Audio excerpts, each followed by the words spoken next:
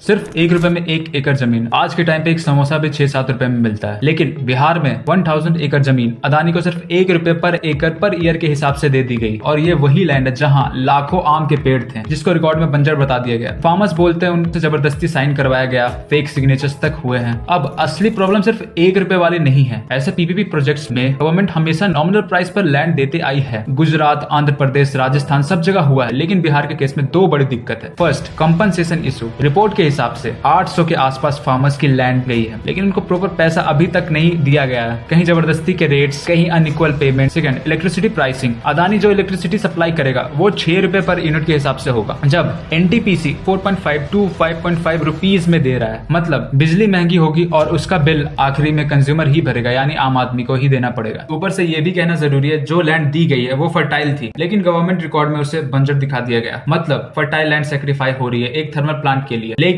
इसका एक साइड ये भी है डिमांड का। आज इंडिया की इलेक्ट्रिसिटी डिमांड लगभग 250 गीगावाट है। 2031 से 32 तक 400 गीगावाट और 2047 तक 700 गीगावाट तक पहुंचने का एस्टिमेट है। मतलब हमें बड़े पावर प्लांट्स की जरूरत है, वरना फ्यूचर में शॉर्टेज हो सकती है। ये अडानी का पावर प्लांट 2400 मेगावाट प्रोड्यूस करेगा, जो बिहार के लिए एक मेजर सप्लाई होगा। पर डेवलपमेंट की जरूरत सबको है, लेकिन डेवलपमेंट तभी मीनिंगफुल है जब वो एनवायरमेंट और आम आदमी दोनों के साथ न्याय करे। वरना प्रोजेक्ट तो बन ही जाएगा, लेकिन दाम हमेशा किसान और आम आदमी को ही चुकाना पड़ेगा।